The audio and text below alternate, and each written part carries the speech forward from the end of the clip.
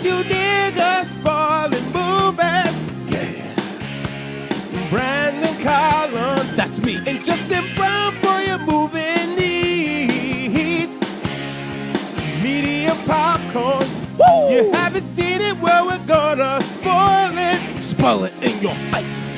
That's your warning. So if you get pissed, it's all your fault.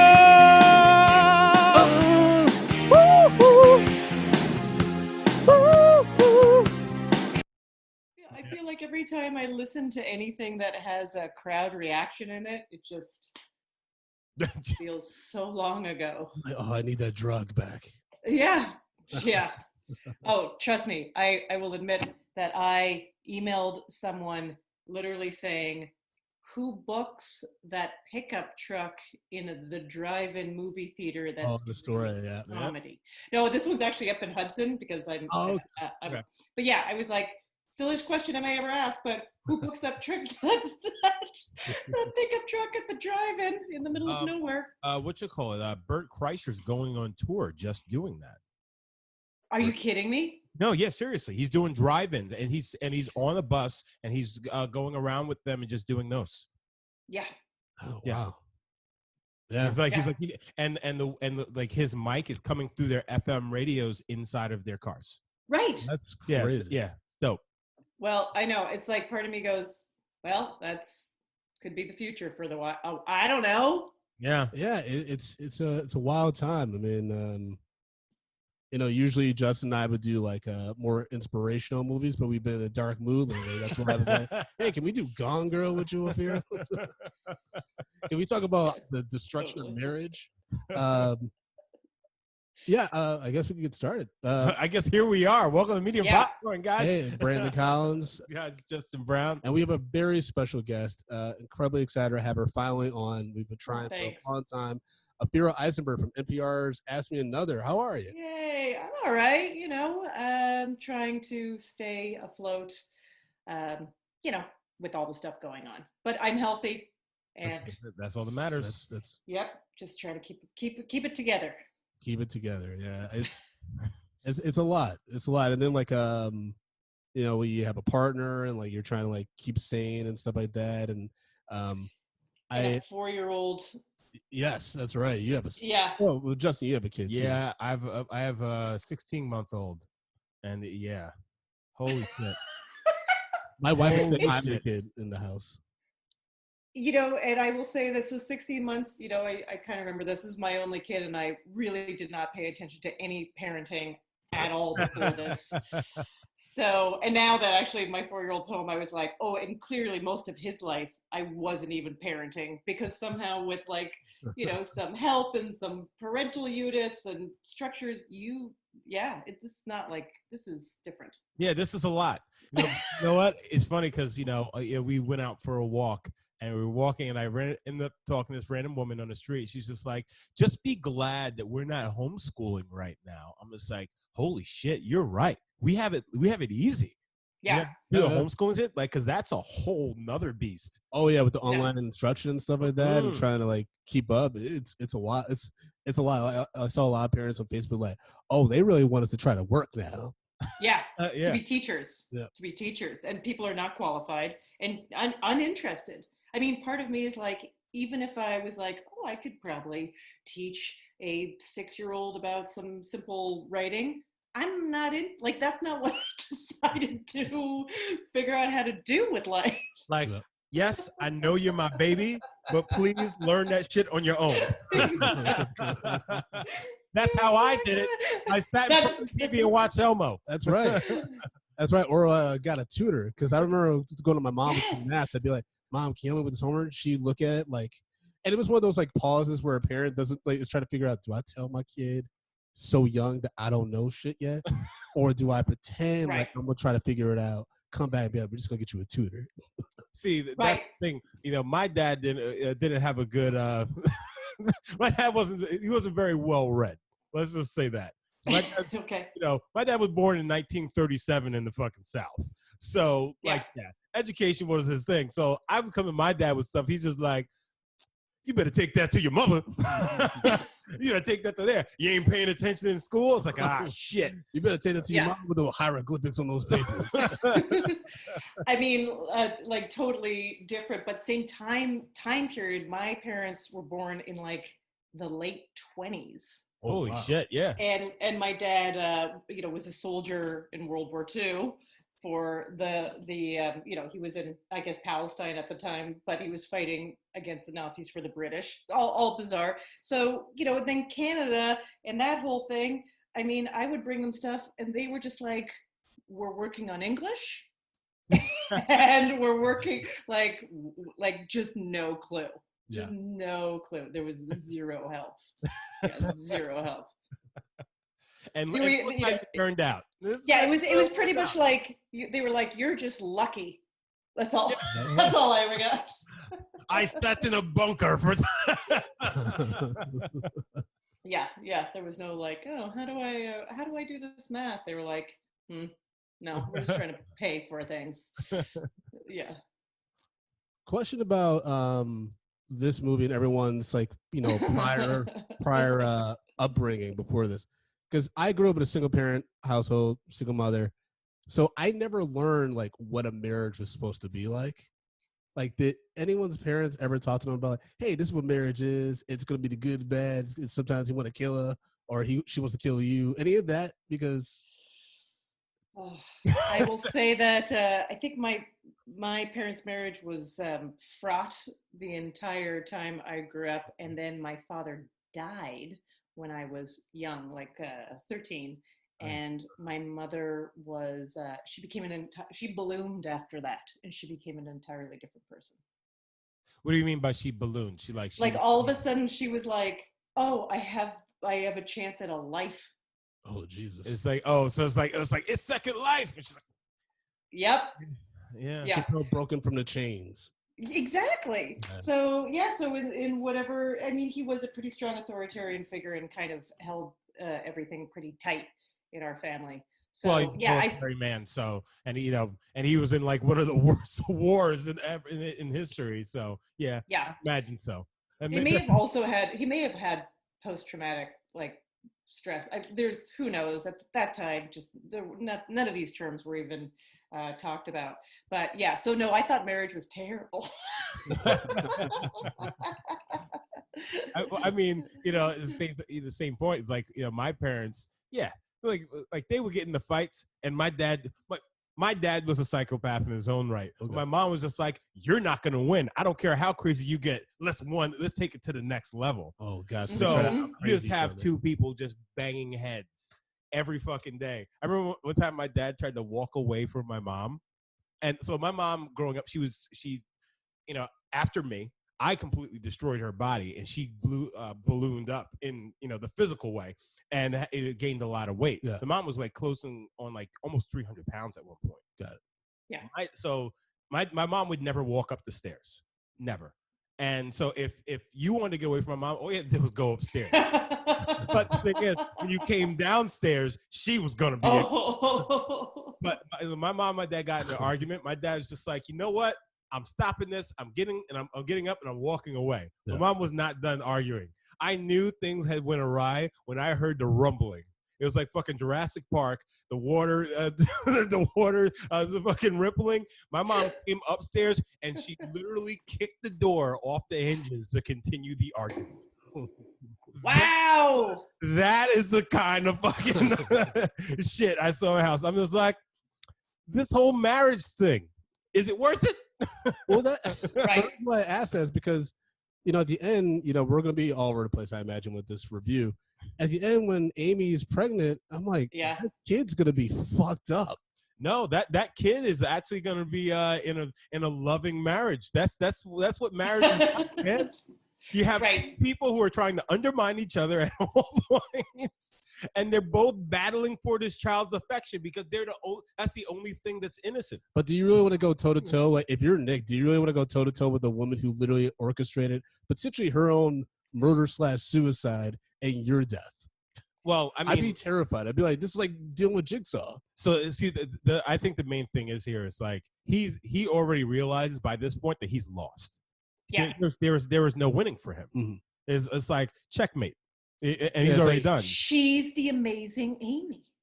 Yeah, She's the amazing Amy. She can do amazing things. I mean, I think that's like a undercurrent of her like trying to live up to this false legacy, this false fictionalization of that her parents have created their fortunes after. Well, it's also like I think that's also what gives her like the sense of invincibility too, a little True. bit. Yes. Right? Because like I think that's David Fincher does this really good thing where like he makes everything get like even like seep into your skin, and you're like by the time like we get to the point where Nick's trying to investigate Amy and what's going on, he talks to the ex-boyfriend, and you hear that story about what Amy did to that guy. You're just like, gee, like you're just like, I can't believe. Oh my God. More uncomfortable. yeah. Like, when he's like, oh, I saw her on the TV. I was like, oh, she graduated from from attempted rape to murder. I was like, Jesus Christ. Yeah, right. He was like, oh, yeah. That was what a great line that is. I just feel like. I'm sorry. Go ahead. No, that's it. So it's a question for both of you. Where do you remember when you saw this movie for the first time? Yeah. Well, I read the book. Okay. I read the book like I think a year before the movie came out, and I was like, man, this is a really good book. It terrified the fuck out of me. I saw the movie with my now wife, and she turned to me and she's like, you ever try to move me back to Michigan where you're from? This is gonna happen to you. Because I took her back to Ann Arbor. I'm originally from Ann Arbor, Michigan. I took her back, and she was just like, "Oh yeah, I would hate it here. I'd be really bored. There's no one that looks like me, and you grew up here, so you'd be very comfortable. Like it's just Homecoming King." Yeah, she'd be like, it's different situations, and so I would get bored. I'd probably look up how to murder you or how to commit like things, and then I would that's how I keep myself entertained. I was like, okay. Oh fuck. Well, that's another side of it because they make a big point of showing how much of a scholar and a decorated academic she was. Mm-hmm. And so then that's supposed to like, I guess, lead you to understand that, idle hands with someone super smart and out of their world, Nick comments at one point because he's getting asked by the police, like, "Oh, what does she do during the day?" He's like, "Well, she always has a book in her hand." He didn't notice that the book's like graduated from whatever the fuck romantic novel she was probably reading to like forensic science books and shit. Like she's got like 40 of them at one point in the scene. She's like literally like surrounded by books doing research, and then it's like Nick. It's like open your eyes, Nick. It's like, does she have any friends? I don't know. Like what? I don't think so. Yeah. Well, he's screwing a girl like one of his students, and he's running the bar, and he's clearly doing whatever that teaching. At that point, aren't you just looking out to see if anyone's noticing you? True. Yep. So when's the first time you saw this affair? So weirdly, I was at a book festival in Brattleboro, Vermont. Okay. And they put you at this hotel that is on top of a movie theater. Oh, okay. Interesting. Yeah, it was playing, and they were like, "Well, if you, as someone who stays here, you can see a movie for free." And I was like, "All right." So one of the other writers, crowd pleaser, and girl. Yeah. So one of the other writers and I went to see it. This guy, I really didn't know, and he was like, "Did you read this book?" And I didn't, but I felt like because I was at a writers' festival, so I was like, "Yeah, great book," And then afterwards, he wanted to discuss how the movie differed from the book, and I was out of my depths. So he didn't spoil it for you then? No, he didn't. Okay, that's good because I didn't spoil the twist to my wife, and so she was like, when it cuts to it, she's like, "Oh shit!" Yeah. Yes. So last night I watched it again with my husband, who's never seen it. Ooh. Oh wow! And he's one of those guys, like he's a real cinephile and loves movies and watches everything. And he has an annoying thing where in a thriller he will start telling you the 5 different ways this is going to go. Mm-hmm. And he didn't get it. He was like, "I get it. So Desi's gonna do this and blah blah blah." And he was like, "Oh, I get it. That what's the name of the guy cop? Like her second. There's the yeah. I just remember him from Almost Famous. That's all I exactly. Every time I see that kid's face, I'm just like, "You try to fuck Kate Hudson." Exactly. He's like, "Oh, that guy's clearly gonna get killed off." So he was like seeing it through all these different ways, but he did not see what she did to Desi coming. Did he? up. She didn't foresee. He didn't foresee the coming / getting your neck slit, which boy. has to be the most confusing death ever. It's like, God, I was just. It's like when he goes to the gates and it's like telling guys, like, "How am I dead? I just was nutting and then I'm here. What happened?" He's like, well, she got you, man. She got you in more ways than one. Why they don't wash the blood off her until why does she have to wash her own blood off? Yeah, what was up with that? Yeah, that's crazy. They already did the rape kit. What do you do? When she went back to the house, just washing her body casually in the blood, and Ben Affleck in there and shows his dick, and you're just like, wait, what's happening? So that's the first time I saw this movie, I was on a date.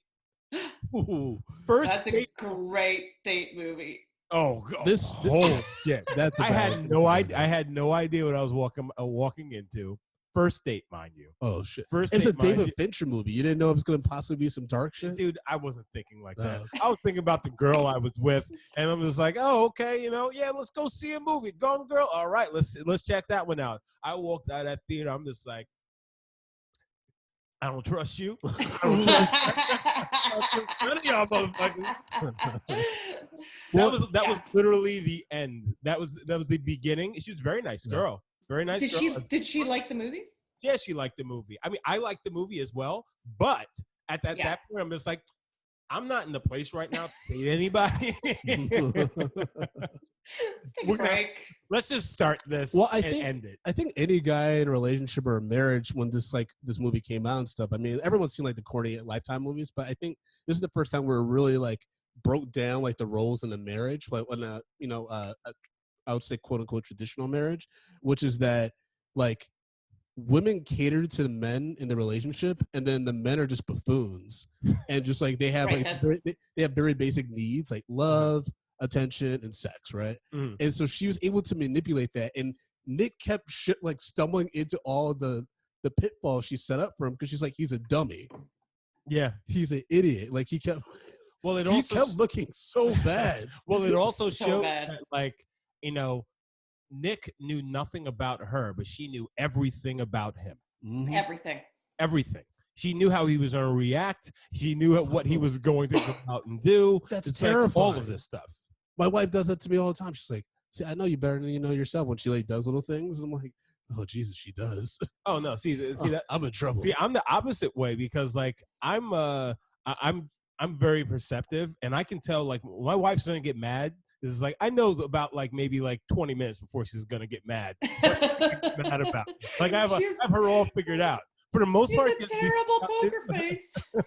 It's like oh, this isn't gonna go well. I can see it. I can see the wheels turning in the head. Yeah.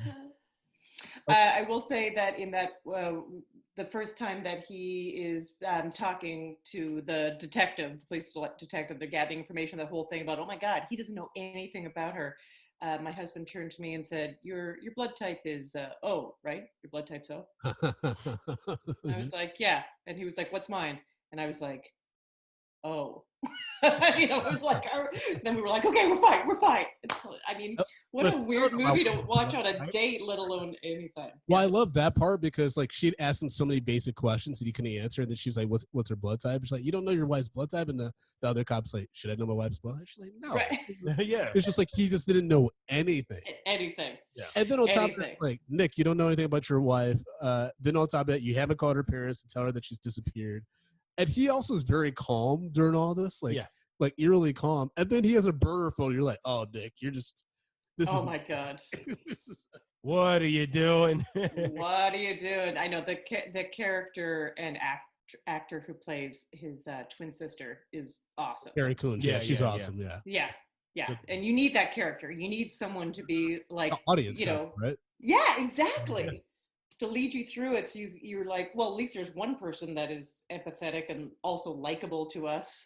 Yeah, and I mean when he brings Emily Ratajkowski to his sister's house where he's staying. The dumbest move in then cinema. Fucks her, and then the sister's really honest, and I think that's why I like this movie is because she's like because of the dialogue, and she says, before I was worried about you, and now I'm fucking terrified. Because you're just setting up all the things to make it look like you did this. Yeah, you're a fucking dummy. He's a dummy. Yeah. I mean, it is Emily Ratajkowski. mean, But I'm still, sorry. I don't care, I know, dude. I know. We got our I vows do and not stuff like care. that. I know, but just. And she just throws herself at him in a way that I'm like, this is, I mean, honestly, you have to, in my experience, you have to pay people to be that enthusiastic. Yes, yes. That's not real. I will No one say, just barges into the house and is like, this has got to happen. It's like, to give you some context on this movie, though, Ben Affleck actually is the one that recommended Emily Ratajkowski to David Fincher. I was like, of course he did. He read the script. He's like, ooh, who do I get to do this? He's like, wait a second. That blurred lines video? Yeah, I want to touch those. But I will say he did one. Nick did one good thing in this entire movie, and that was that proposal. That proposal was really fucking smooth. I was gonna say hiring Tyler Perry. Without that lawyer, he's screwed. That's true. That is true. But I was that proposal. I was just like, I like what you did right there. Also, can we say Tyler Perry does a really good performance in this? Yeah, he's great. He's great. He actually didn't know what he was signing up for, and he said that his agent intentionally told him he wasn't going to do a David Fincher film starring Ben Affleck because he probably would have psyched himself Who said out. no? Which is crazy. It's like, dude, you're a director. You want to work with some of the best directors ever. That's why Ben Affleck did this movie. You want to work with some of the best in the game. I love it how at the end when, Ben is like, no, she did this, and or Nick, and then he's like, and then you guys had a shower, and he's like, you're the most fucked up couple. Like he actually just calls them out. Because it is, at a certain point, it's almost like the movie, the story, and maybe it always is, I was trying to think about this, turns to just a parody of how we consume reality culture.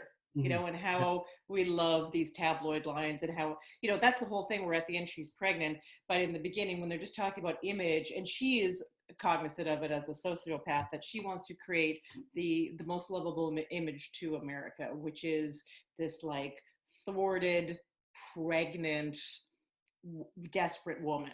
Mm-hmm. Now, here's the thing. Is that baby, is it Desi's baby?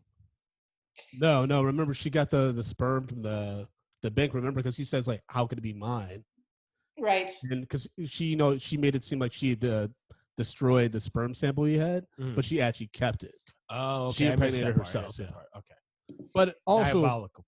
I guess she must have had it properly frozen. I mean, I actually do not know how they keep sperm in sperm banks. But well, at the same time. Sorry, I get hung up on these things. No. Excuse me, back to the shed. But wait, well, hold on. Let's also talk about this fact. Is like if I was a viewer, this really happened in life, and then all of a sudden you come to find out, like 2-3 months later, she's pregnant out, whatever. I'd have first been like, wait a second. Yeah. So after all that shit that went on, they started fucking. Right. Well, yeah, I mean, but also she does like she puts a wine bottle up her ass. Yeah, she sodomizes herself with a wine bottle. Yeah, I was just like, and then she makes sure that the cameras in Desi's place was watching her. I was like, well, I kept doing this alternate play because I've seen this movie so many times in my head about if this movie actually started like Justin or myself, and if it's like wait, in what role? As Nick, okay. We're both Nick. And then if Amy was still a white woman or if Amy was a black woman, I was like, well, if Amy was a black woman, this wouldn't be a movie. This would just be an HBO docuseries. And then I was like, but if it's a white woman, Justin and I are gonna get killed during that scene when the cops come to the house, the press is all outside, and they're like, well, Nick, she was pregnant, and then he throws the glass because they would have shot. Yeah. Right. Well, right. That. If we want to talk about like the other than Tyler Perry being basically the only black person in this movie, there was one other black person. I don't know if you caught him when they were going around like looking for leads.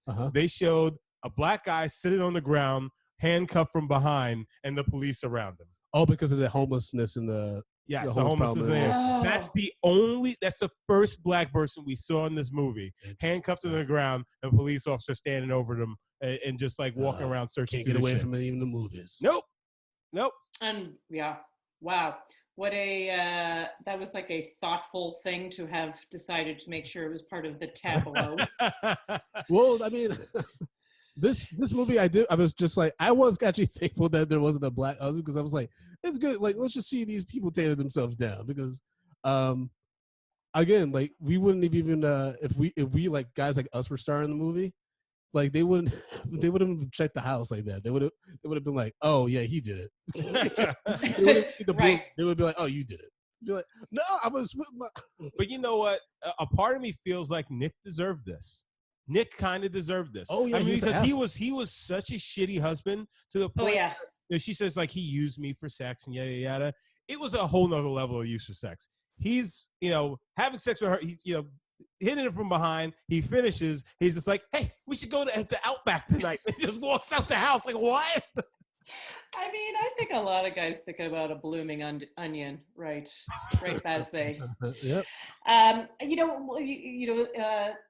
It is interesting that you go, he deserved it, but then it's so whatever that is about, whatever that, like, here we are, this like stereotypical portrayal of a rich white couple who they're eating each other alive in their own little way, and how we see the demise of it. But it's unfortunate because you don't want her to fall into these tropes, because her plan is to kill herself. Yep. So it's again like she has to be a psychopath, and for the woman to get any kind of revenge or any sort of sense of herself back, even though totally complicated and fucked up, she needs to both be a psychopath and die.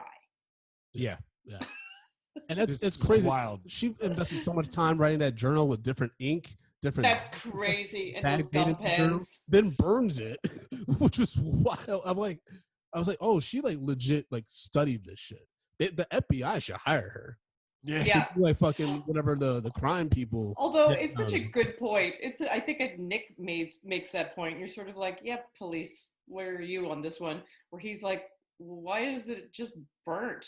Like, why is it just like a fifth grade project where you take a match to the side of something to make it look like an old scroll? Yeah, he's constantly kind of like, why do you think this happened? Or when the journal ends with, this man might kill me. Convenient end note. Like, yeah, exactly. I love that. He was like, convenient, right? And they're like, okay, so all right.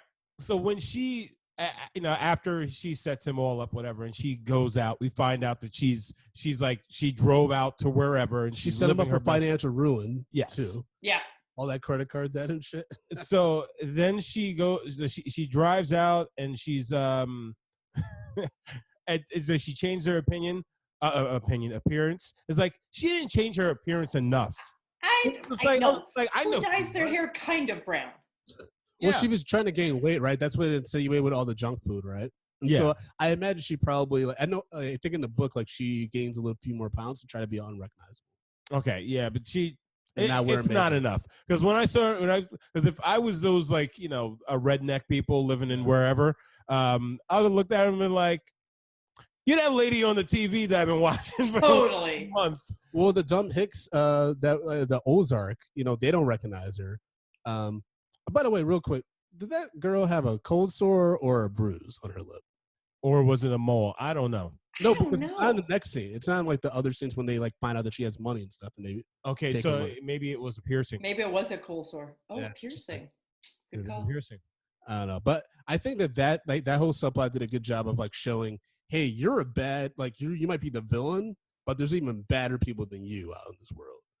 Well, I love it too, where it just becomes, you see another part of her character when I can't remember the name of the woman who plays like the hick girl, but that character Greta, yeah. Greta. When Greta says, I think she's just like a spoiled rich girl, and this she's getting her comeuppance, and that infuriates her because she's so she wants to be liked, like she loves. That's, which I think is all part of this Amazing Amy thing about, like, everyone loved the Amazing Amy's, but did anyone like her? Yep. Mm-hmm. Yep. Yeah. Even though that like bankrolled all of her dreams and shit. It's implied that they have millions, right? Because when the recession happens or whatever, like Ben Affleck gets mad at her because she gave her parents almost $1 million Yeah. from the trust. Well, no, but they said that was most of the trust. That's what they say. Yeah. But like, how, like, if Amazing Amy has been going on since she was a little girl, if she's only got $1 million in that trust, what's going on? Well, I'm sure I know. they're spending a lot of money, and then remember, like, there's so many options for kids these days for books and stuff. I'm sure, and But they had to sell that amazing brownstone. True. I mean, that would have been a pretty shitty real estate deal if they only got $1 million out of that. Well, Yeah, yeah, and- especially back then. And the house that they were living in, they were renting it. Renting it. Yeah, they were renting it. This is, by the way, what New Yorkers do. We like sit there and we're like, okay, let's see. So they had this place. How much was that? How much did that go on the market? Think there was a bidding war? All right. And so then they're renting the other place, and that's in the middle of nowhere. That's got to be like what, $1,000 a month? Yeah, right. All the reason why she should be pissed at him. For real. Though. She spent all of her last money on him to support him, for him to buy this bar that he still looks miserable about. I mean, I think that's just because Ben Affleck is a recovering alcoholic, so he has his own demons. But then, like, he's a teacher at this school and he's fucking a student. Like, why would he not expect her to go scorched earth on him? Right. So that means he didn't know anything about, like, he didn't actually dig into her past at all. He just heard what she said about face value about Desi, even though this motherfucker's leaving her letters. He was clearly a contingency plan no matter what she was going to do. Oh, yeah. She was stringing that guy along. Yeah. Which Neil Patrick Harris, I think maybe is the only miscast person in this movie. He played it almost too creepy. Like, I think it's got to be like kind of like a pining, like still like attractive dude. Like, you would see like why she would string him along. Like, Hold on. Neil Patrick Harris is an attractive dude. No, Come but on he He's is, an but he attractive played guy. it so creepy versus like playing like a kind of like a, like, who I really like? Jason Bateman in that role. Yeah. Yeah. Okay. Because Jason yeah, Bateman's he's got charming enough where he can look dangerous, but he's got like a smirk where you're like, okay, I could trust him. Where Neil Patrick Harris' first scene, he's like, Nick Dunne, and I'm like, oh, this is weird. Yeah, I also, I mean, it was a hilarious line when Neil Patrick Desi says, "Aren't you bored?" And she was like, "How could I be bored when you could talk about, symphonies on one hand and opera on the other, and the origins of the Mandarin language?" And I was like, "Oh fuck, this sounds horrible." And he made like a self acknowledging smirk and stuff. I was He's like, just like, you're right. that was good. I know that was very Dracula. He does play like a weird Dracula character almost. Yeah. Wait. Also, I think in the book there's that character's mom's in it, which I think adds another layer. But I might be mistaken. Wait, so he has an overbearing mother who like lives yeah, with him? yeah, like Oh, that like okay. tries to protect him Wow. from like engaging with Amy, and I think that's like what makes his death in the book and like the movies makes it a little bit more tragic. Gotcha. Right. But let's not even talk about him. Let's talk about the other guy that she framed Oh for my rape. god, that is actually, I think, one of the best scenes of the entire film. 100%. 100%. When he's like, did you do it? It's like, did you? I was like, Yeah. damn. Yeah. And like, and to be totally honest, that is probably my worst fucking fear. That was as a single man, exactly. that was my worst fear, and that's why, like, if I sense an ounce of crazy in anyone that I dated, I'm just like, nope, because she's gonna frame me for rape, and next thing you know, I'm getting raped in prison. Yeah. You know what I'm saying? But the thing that didn't add up for me in that scene is, why is he carrying a picture of the girl who framed him Yes. in his wallet? Yes. Oh, did he just bring it for that meeting because he knew what it was about? So, but it's even in if the he wallet. did, why does he still have it?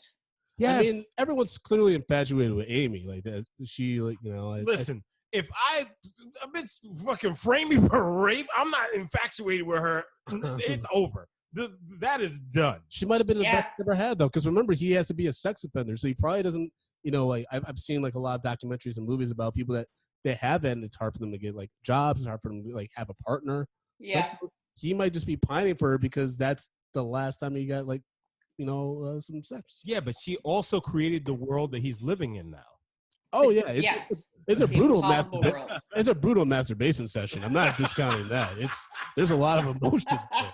But I'm just trying to give some context about what It's complicated. It's very complicated Why am I self-love. doing this? This is not good. But yeah, didn't she also use the ties that he didn't like that she bought him Yeah, part of the thing? that's great. I know, Yeah, Frank. she's very specific. Yeah. Yeah, well, I guess it's also like if you have them, it is this thing too about like if you have them, this is not the story of just any woman. This is a story of someone who has the means Mhm. to create any wild murderous fantasy she wants, right? She could buy, I'm just assuming, expensive ties. She can just like the fabrication of everything is reliant on her being super wealthy, which I kept coming back to. That's true. Yep.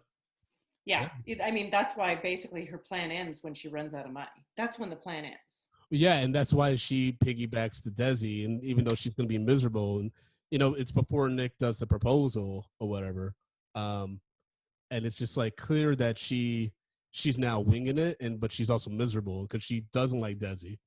No, And but she has no choices. Talk about someone who's just like, she's a great problem solver. If you want to talk about someone from a psychopath from a positive standpoint, just like always problem solving, figuring things out. Just like, all right, now what do I do? This is the president that we need in times like Someone down the street from me. By the way, someone down the street from me has a vote for, and then it just said, any reasonable human being 2020. It's like that's where we're at, I guess. Oh, well done person. Yeah. So the part that she wanted to kill herself, that is the part that to me doesn't make sense. Because she wanted Nick to get the death penalty, so then in theory they're both dead. But like you're saying, like I think she's also like a little resentment towards her parents too and stuff. So she was trying to like make everyone suffer. But she she chickened out of it, and then by the ultimate sacrifice. Yeah. I mean, obviously, I feel like for her, Amy's story was going to end up in suicide either way in her head. You know what I'm saying? Because she's not going to get the child that she wants, because that's the thing that she has something to live for. Her marriage fell apart, which she thought was going to be that thing that takes her life to another level and gives her, a real life to live outside of those books that she's never going to compare to. She's just like, what am I living for? I'm always being trumped by myself, but in a fictional character of me. Yeah. Right. And we believe that her job before that was writing personality quizzes. Yeah. Or of sorts. Yeah. But I mean, that's supposed to imply that they were in their 20s, even though they both look like they're in their 30s. Oh, yeah. Right. And he's writing for GQ or Thrillist or something. And then when he's unemployed, he's just playing video games. And she's just like, you bought a new computer. He's like, you're getting mad at me about money. That's got none. And I think, oh shit, is that why she gets all that equipment and puts some credit card debt to get back at him about that? Yeah. I just realized that. Yeah. It was like, oh yeah, you like to spend, huh? Oh, she's a spiteful motherfucker. Why have you seen this movie so many times? Oh, I'm a huge fan of David Fincher. Okay. One of my dreams is to be a film director, and he's one of the best. Like, because every time you see something that he makes, it's a mood. It's like a bit like it's and it's very specific. Also, I'm fascinated by the fact that he makes actors do 50 takes and they don't hate him. Well, I'm sure they hate him in the moment, but they don't hate like the end product. Wait. So that he makes them do 50 takes of everything. In this movie, there was every day I read a trivia fact. There was like hundreds of feet of film that he was doing. Really? Of footage. I mean, the Social Network. One of the lures is that opening scene with what's his name and Rooney Mara. That they did like 100 takes of that scene. And they just would do the whole scene, and they have different cameras set up, and they just did 100 times. How many takes do you think he did of Ben Affleck dragging the garbage to the end of the driveway and then looking around with his pecs and biceps flexed? At the beginning or the end? Because there's different Ben Afflecks. Yeah. That's true. There's broken Ben at the end. Well, there's different Ben Afflecks because he was actually gaining muscle for Batman because he was cast as Batman during the making of this movie. So that's why there's like he looks kind of different depending on like what scene you're looking at. That's interesting. Yeah, Okay. Brandon deep diving on us I do right a now. lot. Yeah, that's great though. So they must have shot that first scene very last because he's crazy built in that first scene. Yeah. You know what's sad though? Is Ben Affleck in real life has done that exact scene.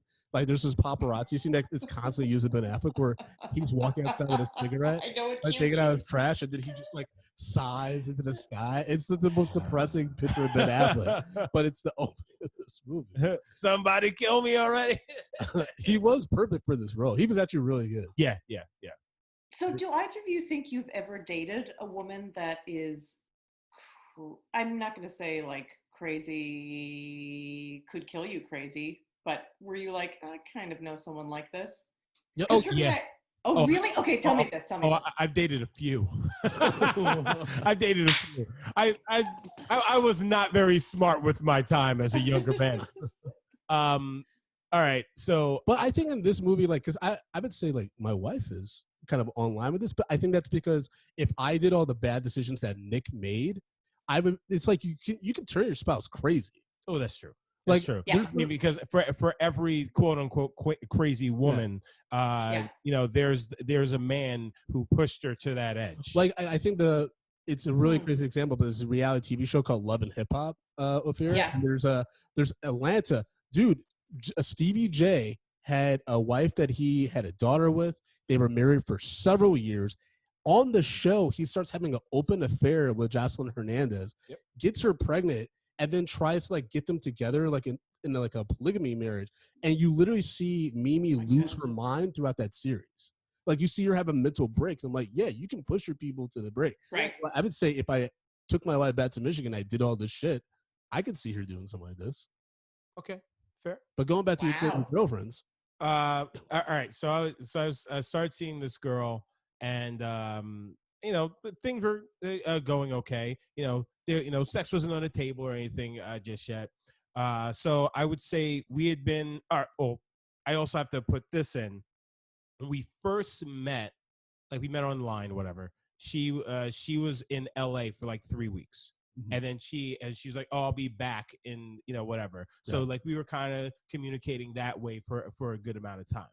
Then she's back. We met once and, you know, we went out. Things were cool. Then you're like, all right, now, you know, I'm out doing whatever. She calls like maybe like 12 o'clock. And she's like, hey, what are you up to? I'm like, nothing, you know, just chilling out. She's just like, you should come over and come and hang out. I'm like, well, listen, you hit me up at midnight and you're asking me to come over. This sounds like there's going to be there's going to be some pumping. There's going to be some pumping going on. It's like, I just want. we're not going to we're not talking. We're not listening to music. Yeah. It's like, I just want to let you know, this is what I'm thinking. So I hope we're on the same page. And she's like, yes, this is what I need. Cool. So I go over what happens immediately. Crazy town. And I'm talking about my head hits the pillow and she's just like, how is my pussy compared to other women you've been with? I'm just like, whoa, what? Then so then I'm just like, I hope you said the best. No, I said you always have to say the best. You don't know anything. I'm going to say 60%. I said, that's a weird question to be asking me right now. Can we just not do this? That's just kind of weird. So she goes, okay. Now, mind you, before I met her, I just got out of a long-term relationship, and like it was not an easy thing. So like she knew about this whole thing. So her follow-up question was my pussy better than your ex-girlfriend's? I'm just like, wait, what? I'm just like, of all things to talk about right now, I don't want to talk about my ex-girlfriend after having sex with you. She's like, okay. For the next hour, I was trying to fake sleep, and she would just nudge me and ask me crazy questions. I was like, okay, there's something wrong with this girl right now. What the fuck did I just do? Okay, I'm not defending that girl, but if I were to say to someone, which I agree, a very odd question like, so is my pussy better or worse than your ex? and that person said back to me, I don't want to talk about this, I'd be like, it's not as good. Because if it was better, they would have just said better. See, No. that's the thing. So, but here's the thing. But do you want to be No, lied to? I didn't say that. I said I don't want to talk about my ex.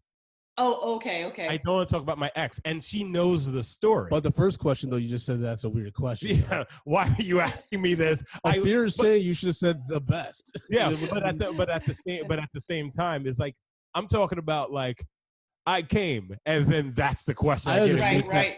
You're not prepared. You're not mentally prepared to be answering these things. Well, because you didn't immediately though just endorse the product, then you got all these secondary questions.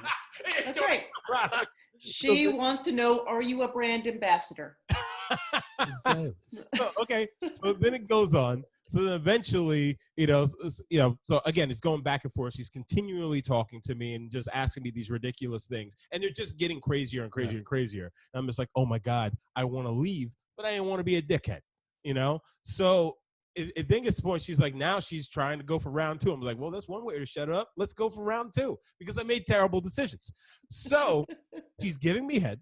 Right, and then this is getting I feel, no, yeah, don't worry, it changes really fast. Oh, good. It's the worst fucking feeling of utter pain I've ever felt in my life. I don't know what the fuck she was doing, but it was horrifically painful. So I'm just like, ow, stop. And I'm trying to pull out. She's grabbing me by my butt and pulling me back in. I literally have to pry her. I literally have to pry her off of me.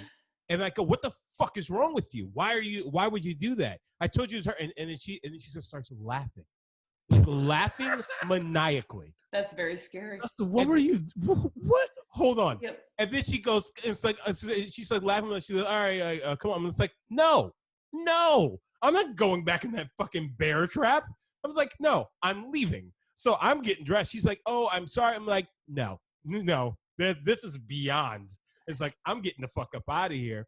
I leave. She called me about, I had to say maybe 10, 15 times. 10 to 15 times. Oh, yeah. And then eventually it was like, listen, I am not in a place right now where I can talk to you about this. I'm very upset. We can talk about it another time, but right now, tonight, let me have my time. In my mind, was like, never going to hear from you. It was like, this is never going to see you ever again. But so after that. Then 2 weeks later, there I was. No. I didn't go back. And I gotta leave that. No.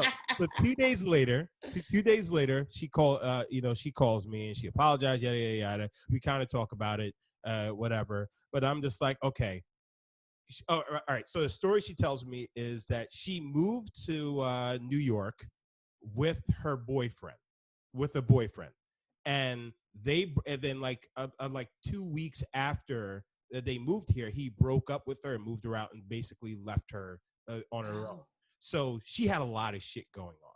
And apparently I was the first guy that she started talking to after that whole thing broke down. And she'd been with that guy for several years. She was Yeah. So I'm just like, okay, I understand. But like at the same time, I was just like, I can't be a part of this. And it's like, now it's time for the slow fade. You're slowly backing out of it. Oh, yeah. So that was the plan. So at the time, like my dad was in the hospital and I was going to visit my dad and I got a call from a number that I didn't recognize. It was from a California number. And being in the business, you get a call from a California number. You're just like, wait. Sure, you're excited. Yeah. Yeah. So I answer. I know. So I answer and it's like, line's completely dead. I'm like, okay, whatever. So I sit in the car for about like a good 10 minutes. I called back, no one answered. I'm like, all right, I got to go. So I put my phone on silent, went into the hospital. I come out to about like 16 calls from like that number, other numbers from her, and they're all leaving messages and talking pure fucking madness. Like crazy shit. What are you talking? You're just going to leave me? And I'm just like, whoa. So then I text her back. I'm just like, First of all, I'm where did really you get all worried that these? this story is going to end with her dead. What? Yeah. I don't know if you did it or if she did it, but I think I was the prospect of where this female character's leading. So I texted him. Was like, first of all, where'd you get all those phone numbers? Why have you been calling me? I'm just like, I was in the hospital. I was visiting my dad. She's like, oh, I'm so sorry. I like, hey, I know what that's like. It's like, let's talk about it. I'm like, listen, I got shit to do. I got to wake up in the morning. I can't talk to you right now. I will call you tomorrow and we'll talk about this. I really have to go to sleep, which I was being totally honest about. Yeah. So that was about 10:30. That was like 10:30. By the time like I stopped texting with her, I went to sleep because I had to be up at 5 o'clock in the morning the next day. Man, you remember times? Oh, yeah. Oh my God. Yeah. When that mattered. Yeah. Yeah. So I woke up around 4:30. I woke up around 4:30 and look at my phone, and I have texts and calls from 1:30 to 3:30, and they're all her, and the texts are like books of her just saying wild, crazy shit. And I have like 8 voice messages from her, and she's just babbling on mad. I think she's probably drunk at this point. Okay. And I'm just like, we literally just talked about this. We literally just talked about this, and this is what I'm getting. I'm like, nope. Let's shut it down. Instagram, you're gone. Twitter, you're gone. Blocked her, all of this shit, and then just like kind of just. You know, it's like, I'm not going to answer any voice messages. I'm like, but I can't block all these numbers because she's making different numbers all the time. Well, you need to get into different numbers. Yeah, I'm not changing my number for this crazy person. No, like, that's just not going to happen. I'm not going through all that stress. So for the next 3 weeks, she called me at least 20 times every single day. Again, you could easily fix this by changing your number. But why am I going to change my number? I got to change my number. You liked it. You liked it. You're like Nick. You like Nick. You like that the wife did that. I'm not going to inconvenience myself. You like that chick wanted you that bad. I feel like, this is the reverse. Like you could write, I don't know, bye boy or something. Bye boy. so after a while, then it like calmed down. Nothing happened. Heard nothing. Okay. And I'm like, okay. Where I'm in the clear. Is there a sequel to this story? Hold on. So then, now they're married. 2 weeks. So we have a kid together. Yeah, exactly. So like 2 weeks go by, and don't hear anything from her, and then all of a sudden it just starts up again, and I'm just like, holy fucking shit. So I wrote on Twitter, this crazy stalker girl won't leave me alone. If you guys find me somewhere with like, a fork stuck in my ass, whatever, it's like, it's been real, yada, yada, yada, right? Within 30 seconds of me posting that, she then sends me a screenshot of my Twitter feed. She goes, I knew that you'd say something. You're a piece of shit. And and she curses me out. And then like, I don't hear from her again. I'm just like, that's like, that was it. She's gonna come back. Hold on. Oh God. Until another 2 weeks, and then it's like again, like 1 o'clock in the morning. She's like, you're a piece of shit. Reads me all these things about myself. She's like, but I want to fuck you again. Why don't you come over? I'm just like, and that's how people get killed. That's how people get killed. I was like, right, not going. Didn't went over not walk in, and then she just slits your throat while you're coming. Exactly. But then like Did she really have to take Desi out like that? There could have been that was a lot. Why did she bite his tongue? Sorry. Maybe took a DNA. DNA. Like when she was fighting back, I guess that's like how she fought back. She bit his tongue, maybe. Yeah, but like even as they were having sex, you remember she was scratching. Yeah, right. Her fingernails. And then she was doing the whole thing where he would leave and she would like put wine in her like gown and stuff like that. Yeah. And everything. Yeah. She that was a long. She was calculated. She was calculated as a motherfucker. But that's the kind of thing that you have to be scared. Like the detective at the end of the movie should be terrified by the fact that Amy's just out here living her life and she's capable of in her town. Yeah. Yes. I'd be waiting. I'd be sitting outside waiting for this woman to slip up. So and her and her partner probably split up because he probably doesn't buy into that fact that she's evil. Because remember at the end when Ben Affleck's like, all this seems very circumstantial, like how she's back, right? He's like, can't you just be happy your wife's home? Right. Dude. Motherfucker, you've been trying to kill me a few weeks ago. Yeah. And he's like, he's looking at her. He's like, oh, poor Amy. I think the worst, I'm trying to think of like where and what kind of behavior have I had like that. But I think I'm just so passive, I guess, that I think the worst I had done is that I was extremely heartbroken that this guy dumped me, and I was convinced we should be together, I admit. And this, I probably called a million times. I used to drive by his house all the time. I admit all of that, but I couldn't do anything about it. And also then he started to talk about like no brand loyalty. Then he started dating a flautist, like a woman who played the flute, like literally what played the flute.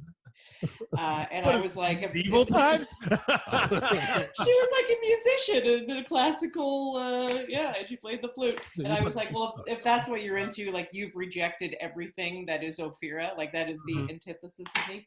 And so I went to a Haitian woman who put a spell on him. Oh no! I paid this. She said it's not that. I don't think I've done anything too crazy. I put a hex in a person. How much was it to put the spell on? $40. $40 to ruin a life. Holy shit! I'm pretty sure somebody's definitely put a few spells on me. If it's $40 is all it takes, damn. Yeah, but the spell was for him to come back to me, and oh, she took your money. Huh? Yeah. Yeah. Yeah, pretty much. Well, were you specific in how you wanted him to come back to you? Because he could still be coming back to you, but like well, it could be like a funny you say that. It's funny you say that because that's about 10 years later. Like it was so not happening, and I felt like an idiot, and I kept thinking that he was maybe coming back to me, but I was wrong. And sometimes you find meaning when you're looking for it in places where it does not exist, and then you have to just eat so many shit sandwiches over and over. And then I finally just was like, enough. I just have to move on. And I think it was like, I'm gonna say 10 years later, he called me. He was engaged, but it fell apart. And I was in town, my hometown, and he sort of like made a play, like, you want to hang out? And and I was like, oh my God. So the $40 was well spent. You just didn't know the timeline. Next time you got to ask about, if you're ever casting a spell, ask about timeline. That's my gift to your listeners. So I'll say this, much like you, I don't go to a fucking witch doctor, but but like I do go to a psych. I've been going to this guy since I was like 18, and like he's really, really good. I know Brandon's looking off to the side right now. But this is what you spend the Patreon money on? Yes, I go to the psychic. But like this dude has told me shit. He's just like, just know time doesn't matter. It's like, and this shit will just come up later. And a lot of things he said is just like, I'm like, this didn't happen. That's not true. And it comes yeah, but I feel like some of the stuff is like pretty obvious. Like you're a black man, like a good-looking black man. It's like, one day you're gonna have a baby. No, he told me. Like, one day you're gonna have a baby out of wedlock, and she's gonna kill you. No. But he gave me like a really specific thing about like even the agency that I signed with, and like stuff that like it was like, oh, it's a married couple that runs this whole agency. They run it's a boutique agency. It's like super specific, and like maybe a year later, that's the people I signed with. Oh, okay. Oh, yeah. All right. He's good. Are you crying? I'll give him his number. I don't know why. You look like you're crying right now. Yeah. Talking about that psychic made you like get emotional. Or it could be interesting. So, but wait a second. You've been talking to this person since you were 18? You said. Yeah. Okay. So over that time, there's got to be like a ton of different things he said. Yeah. Okay. So what would you say the win rate is? I would say he's probably about like 70%. At least he's over 70%, over 80%. Okay. But there's also like little things that I don't like that I didn't realize. Like I may catch it later. I'm just like, oh shit, that's what he was talking about. And it's like, I feel like if you're good at this job, you can manipulate the world to kind of work. This is true. Well, This is true. There's a lot of great manipulators out there. I mean, stand-up is in its own way is an art of manipulation. Exactly. So I've done many hellish gigs where like I'm bombing, and then I'm just like, well, the last comic was talking about the subway, and the last comic didn't talk about the subway. I just need to I need to create a segue to my next bit that I hope Totally. Nobody cares. I'm just gonna move everyone to my will. And everybody's just like, wait, what's that subway joke of that last guy? Yeah. What did you guys think was the craziest moment of this movie? Ophira, we'll start with you. I think I think the craziest like act, there's like plenty of dialogue and whatever, but the craziest act is when she sodomizes herself with that wine bottle. I was like, whoa. I mean, the throat slitting is of course what should be the craziest, I guess. But yeah, no, that she would like just the creation of that and the thought to do that to yourself. To me, that, there's some things like you don't look at these characters and go, who am I in this, or how do I relate to this person? But that was the point where I was like, whoa, wow, okay. I'm really worried I don't about have that in me. I'm really worried about the audience member that watches. Was like, yep. Right. That's exactly. Go ahead, girl. Smart. Very smart. Very smart. Was that necessary though? Well, but if you're gonna build this guy to be a monster, it's like, what is more monstrous than sodomizing somebody? Yeah. Yeah. How about you? Yeah, Justin. What about you? For me, it's the fact is like after she came back and everything, and she takes her shower and she tells him all that, and he's like tucking her in at night. Like, I don't know why he was like, was it out of fear that he was doing it? He was being super nice, but that part was just really, really creepy to me. No, because they implied that Desi's really possessive, and like he wasn't gonna let her leave. No. I'm talking about Nick. Oh, you mean at the end when she's like, yeah. After she killed Desi, and they had the shower where she basically checked him for wires and all that, and then like he's tucking her in at night and stuff like that. Him in, yeah. Well, no, he tucks her in first, and then eventually she's tucking him in. All of that was just very, very unsettling to me. Well, they're meant to be together. They both the things that they did to each other. Like at the end of the day, that's why like Nick. Like, even though the sister and like Tyler Perry and everyone's like, what the fuck are you doing? That's why he's okay with the plan. Like, stay with her. Yeah. Well, she calls him. I don't know. She's like, you loved what I did. I killed someone for you. He secretly loved that about her. Yeah, it's wild. And she also does this little thing about like, you were kind of, which is something the guy that, is the sex offender says, like he was a project for her. And she's sort of like, you were no one, and I kind of made you into someone, and I gave you a life. And I can't remember what that little bit of writing it is, but it's great where he is like, we do this to each other, blah, blah, blah, blah, and blah, blah, blah, and it's fucking horrible, and we treat each other the worst way. And she goes, that's marriage. Yep. Yeah. I know. I was watching this. I looked at my wife, and I was like, man, we've done some terrible things. You're right, terrible things to each other.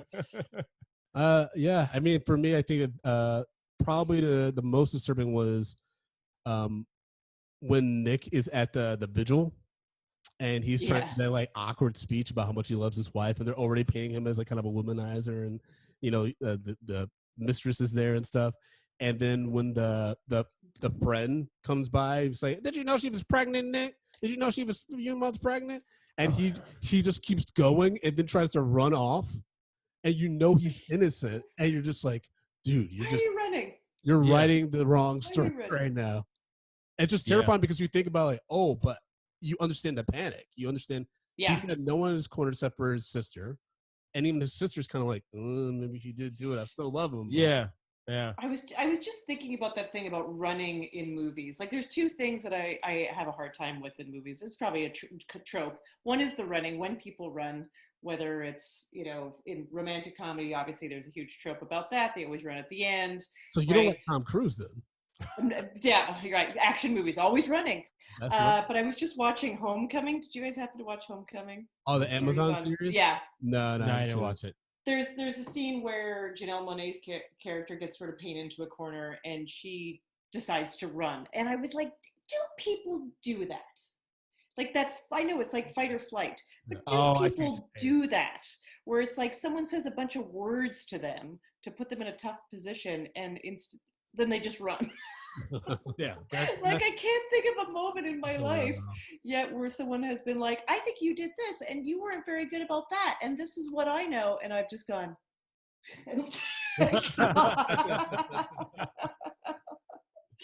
And then that music just starts playing some shitty 90s.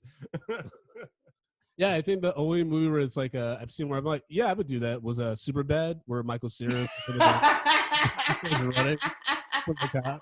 Great reference right now. Perfect. Yeah, I mean, but that's also less imminent danger. Like he can get locked up, stuff like that. But like when somebody is just basically just told you something that you didn't like, and then you just haul off and just bolt it, that's ridiculous. Well, I mean, he was trying to run away from all of his the cameras and the yeah.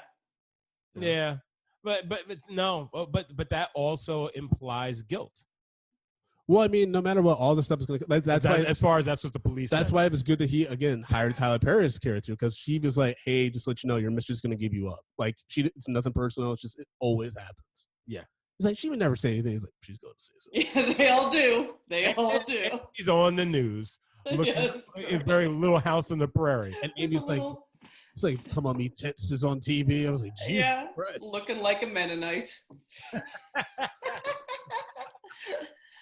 Justin, break down our rating system, man. Okay, so we rate movies bags of popcorn. Small, medium, large, and excellent for the exceptional. Now, if a movie doesn't deserve any popcorn, we throw it into the dog shit pile. We pile piles and piles of dog shit on top of it.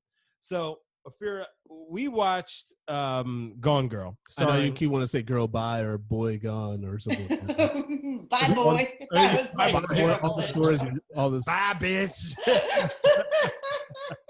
If this really was about a black girl, it'd just be called She Gone. She Gone.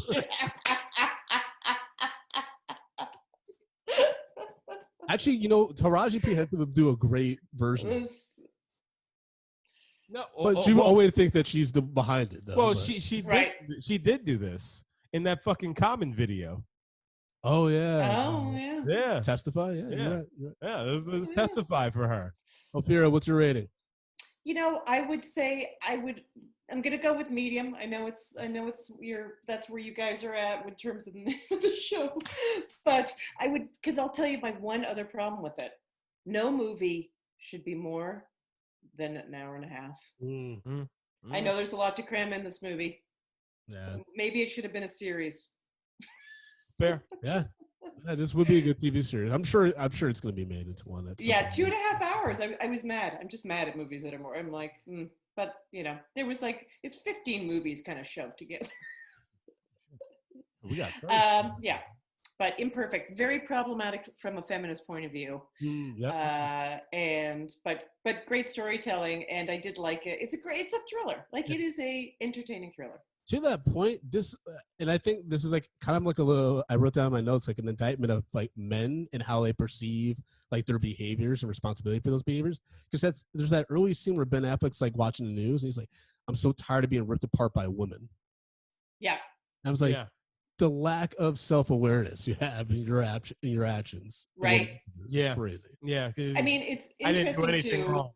Yeah, it's interesting too. I mean, I think that is reflective of our media, but all of the sort of tabloid reporters that they have, they're all women, right? So it's like they just keep with this gender narrative of kind of gossip. You know, the way they, all the women in this film, except for the twin sister, you could also maybe say was complicit, are... They were having sex, they called it twin sister. That was crazy. Yeah, that was wild. I was like, didn't know that term. It was the first time I'd heard it. So thank you. Thank you, Gillian Flynn. I'm giving this a large, but I do agree it is a little bit too long. I think definitely a tight 2 hours would have been just fine. That was my college nickname. And then I would have sorry. Like I said, I would have maybe casted Jason Bateman or someone else in the desert. Oh right, yeah. Because I thought that Neil Patrick Harris played a little bit too creepy in a movie that was already unsettling. I think for me, like in regards to filmmaking and story adaptations for a film, I think this is like one of the best, and that's why like I was interested in learning how it was made. Oh, one quick trivia fact: Ben Affleck shut down production for 4 days because of that scene where he has to wear the New York Mets hat. Because initially, the picture wanted him to wear a New York Yankees hat. He's from Boston, and he refused it. Trivia says he shut down production for 4 days. So he was just like, I am not wearing a Yankees hat. It's so funny Under no because circumstances. Yeah. when that scene happened, I actually didn't even notice he was wearing a Mets hat. But when I was watching it last night, my husband said that is one good way to get people not to talk to you. Like, Be a Mets fan.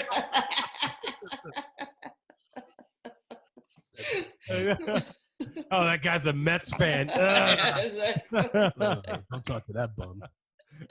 He said, talk to me about Darryl Strawberry.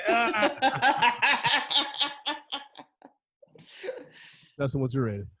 Oh man, it's funny because my wife asked me last night. She's like, where are you gonna rate it? I said it's somewhere between a medium and a large, and I felt the same thing as you. It's like it is a little too long, but with the narrative of the film, I guess it kind of warrants it. But it's really good storytelling, and this movie scared the shit out of me. It literally scared. It really scared. Yeah. I had to ward off women for like at least a good 2 weeks after watching this film. 2 weeks. Yeah, 2 weeks because I was a whore, so it couldn't go too far. So I'm gonna give it a large. I'm gonna give it a large because like if you can make me just like what, no more dick games. Then it has to be pretty powerful. No more dick games. Gone Girl, no more dick games. That was the subtitle they couldn't quite get through. Some of the foreign markets use it. Or the title for the Lifetime sequel that they want to have. This is just a bigger budget of a Lifetime movie. In actuality, I think we should write the movie No More Dick Games. No more dick games. Oh my god, that sounds Gone Girl. so No more dick fun. games. No more dick games. Also, rewatching this makes me really discount the creativity I thought that they did in that Netflix show You season 2. Oh yeah. No spoiler alerts, but I definitely was like, oh fuck, that storyline has been done a little bit better. Yeah. True. Yeah, and the dialogue in this movie is excellent. Like it's not necessarily how real people talk because it's it's very Aaron Sorkin like, even though Aaron Sorkin didn't write it. It was like very much in that pace, and I guess maybe even still residuals from Social Network, but yeah, like they're very good with the dialogue. Like every piece of dialogue does take you to the next place in the plot. Like it really there's no conversation for no reason. Yeah, it's all building. Every word mattered. Which is it's pretty cool, but also at the same time, nobody talks like that. Nobody talks like that. Ooh, I went down a weird David Fincher rabbit hole and Social Network with Aaron Sorkin. That script was 160 pages, and the studio's like, we can't make a fucking almost 3-hour movie about Facebook. And Aaron Sorkin and David Fincher were like, we timed it out based on how Aaron Sorkin heard the dialogue in his head, and it's approximately like 119 minutes, which translates to 1 minute less than 2 hours, and that's exactly the time in the movie. Oh, that's hilarious. How does that guy take heroin? No. No, I mean he does maybe he does meth or like LSD.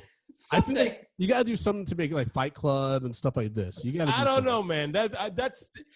I think that's as far in the spectrum as you get. You know what I'm saying? Where it's like, yeah, this is 100. That's I know. How could you possibly? Yeah. Super spectrum. Well, we know Aaron Sorkin did cocaine, so that's why he writes best. Yeah. Their own cocaine. And they'll say this. Ophira, thank you so much for being on the show. How can people follow you? Once you get the gigs up and running, know where you're going to be at. Yeah, find out what truck I am playing in the back of. That sounds terrible. Great. Oh, dear God. I'm like the girl with the dragon tattoo. Kind of, yeah, right, exactly. I'm just going to another David Fincher. You can, on the socials, I'm at Ophira E. And then I have a website, which is Ophira Eisenberg. But what are websites? Question mark? Yeah, true. Yeah, it's like a desert. When you go to like comedians' website, it's just like go to gigs, and it's like nothing. Okay, nothing. Or it's like I have I talk about this. Like I look at Venmo. I find Venmo very interesting to be able to look at people's transactions and how they're having. And right now, Venmo is very sad. I mean, there's some right at this moment. There's a lot of donations, but there's also just like Con Ed. Oh yeah. there's no like wine glasses and trips and travel, anything that implies social fun. It's just all Just Yeah, really like utilities. transactional Just garbage. Occasionally, you'll see like a taco emoji, like, oh, that's cute. I know, exactly. You're like, oh, was it Friday? No, but then you realize that they made those tacos at home. So that just kind of takes everything You know, away. whatever brings joy to your life, Justin. Yeah. Justin, how could people follow you, man? Guys, you can follow me at J Brown Did It on Twitter and Instagram, Brandon. You guys can follow me at American Collins, AmericanCollins.com. You can follow the show at Medium P Podcast and all your social media platforms, Facebook, Twitter, all that stuff. Sign up for Patreon, patreon.com/Medium Popcorn. Support the show in any way you can. You can also get some swag at tpublic.com/Medium Popcorn. And Justin, how could they leave a voicemail? You can leave a voicemail at 347-508-0978. Tell us how you feel. Tell us what you love. We want to hear it. I don't know if we want. That's Ooh. films, like, because now people. No, we want to tell us what you love. We only listen. I'm open to listen to anything. Oh, Jesus Christ. Hey, man, I'm bored. I'm bored. Ophira, it's been a pleasure finally getting you on the show. Thank you so much. Thank you so much for having me. Absolutely. Awesome. Hopefully next time we have you on, it'll be a little bit more of a uplifting movie. Well, I don't know. Maybe this is our new uplifting. There. Okay. Take care. Okay, see you later, guys. Bye. Bye.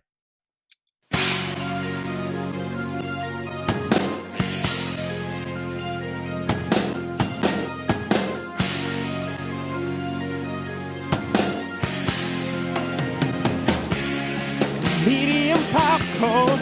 We are two niggas spoiling movies. Yeah. Brandon Collins, that's me, and Justin Brown for your movie needs. Medium popcorn. Woo! You haven't seen it, well, we're gonna spoil it. Spoil it in your face. That's your warning. So if you get pissed, it's all your fault.